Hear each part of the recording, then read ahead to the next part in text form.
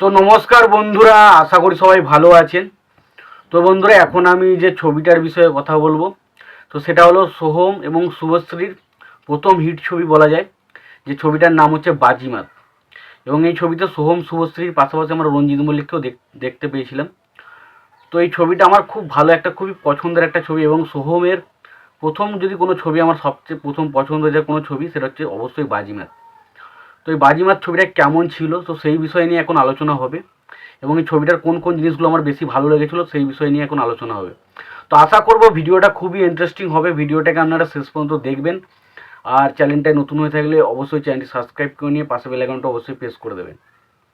তো যদি বলি, ছোট্ট করে যদি গল্পটা বলি, সে বাজিমাত সিনেমার গল্পটা কেমন। তো সোহমের ক্যারেক্টারটা হচ্ছে একটা ব্যাচেলার ছেলে, সবসময় চারিদিকে হো হো করে ঘুরে বেড়ায়, একটা 420 মার্কা ছেলে। এবং তার কাছে তার একটা স্বপ্ন রয়েছে, সে কিন্তু সিঙ্গার অফ বেঙ্গল, যেখানে গানের অডিশন হয় সেখানে সে গান গাইতে চায়। বাট তার সেই স্বপ্নটা কি পূরণ হয়, সেই স্বপ্নটা পূরণ করতে গিয়ে তাকে কী কী বাধা ফেস করতে হয়, সেই সমস্ত বিষয় নিয়ে সেই সমস্ত বিষয়গুলো জানতে গেলে অবশ্যই সিনেমাটা আপনাদের দেখা উচিত। এবং সিনেমাটার গল্পটা খুব সুন্দর, খুব সুন্দরভাবে একটা ফ্যামিলি অ্যাঙ্গেল, তার পাশাপাশি একটা ছেলের স্বপ্ন, এবং তারপর স্বপ্ন ভেঙে যায়, সেই সমস্ত জিনিসগুলো দারুণভাবে ফুটিয়ে তোলা হয়েছে। প্রথমত আমার সবচেয়ে ভালো লেগেছে সেটা সোহমের পারফরমেন্স।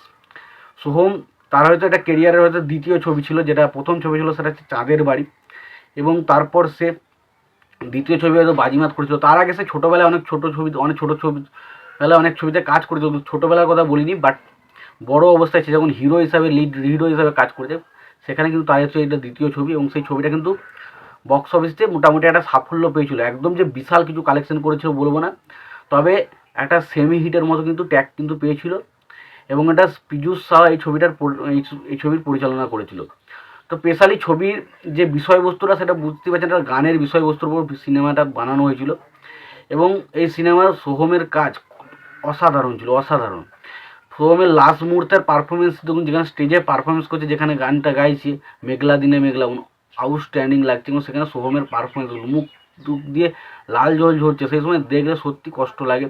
এবং তাছাড়া একটা সিন রয়েছে যেখানে সোহমের বাবা আর কি, তার যে সে যখন জানতে পারবে যে সোহম তার কাছ থেকে 1 লাখ টাকা চিট করেছে, অন্য কী করে, তখন তার বাবা যখন কষ্ট হয়, তখন তারপর যে তার যে একটা মানে যে সেরকম যে সে যেরকমভাবে ঘুরে বেড়াতো, সেখান থেকে যে একটা অন্যরকম পরিবর্তন হয় সোহমের, তো সেই জিনিসটা দেখতে খুব ভালো লাগে।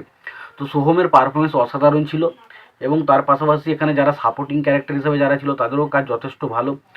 এবং রঞ্জিত মল্লিক যেমন সাপোর্টিং কাস্ট হিসাবে, যেমন যে কোনো আগের যে সমস্ত পুরনো ছবি তুলে দেখে নিন, তখন রঞ্জিত মল্লিক একটা অন্যরকম কাজ কিন্তু করতো ছবির মধ্যে। তো এই ছবিতেও কিন্তু তার একটা বিরাট গুরুত্বপূর্ণ কাজ ছিল, এবং সেই ছবির মধ্যে তার একটা বিশাল হাইলাইট বলা যায় তার কাজটা।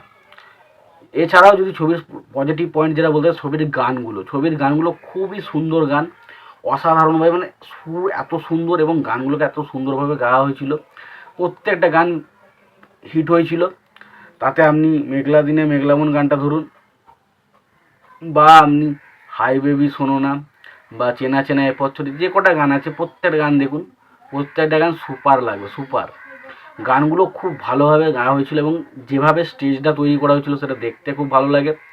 এবং স্পেশালি এইরকম ধরনের বাংলা ছবি সম্ভবত ওই বাজিমাত ছবিটাতেই প্রথম দেখেছিলাম। ওই রকম ধরনের গান নিয়ে ওরকম ছবি কিন্তু খুব একটা হতো না, বাট এই ছবিটা কিন্তু বিশাল একটা এন্টারটেনিং, বিশাল একটা মজাদার ছবি ছিল। ছবির মধ্যে কিন্তু কমেডিও ছিল, তো কমেডি পোর্শন কিছু কিছু ছিল, সেগুলো খুব একটা ভালো লেগেছে বলবো না, তবে ভালো।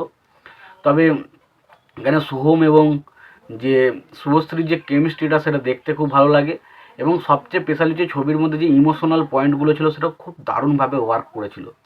তো এক কথায় বলতে গেলে ছবিটা খুব ভালো একটা ইম্প্যাক্টফুল ছবি ছিল, যেখানে আমরা ইমোশনাল এবং তার সঙ্গে রোম্যান্স, ভালো গান, নাচ, সমস্ত কিছুটা ছবির মধ্যে পাই। এবং তার পাশাপাশি ফ্যামিলি অ্যাঙ্গেল কিন্তু একটা ছবির মধ্যে ভালো রকমভাবে পাই।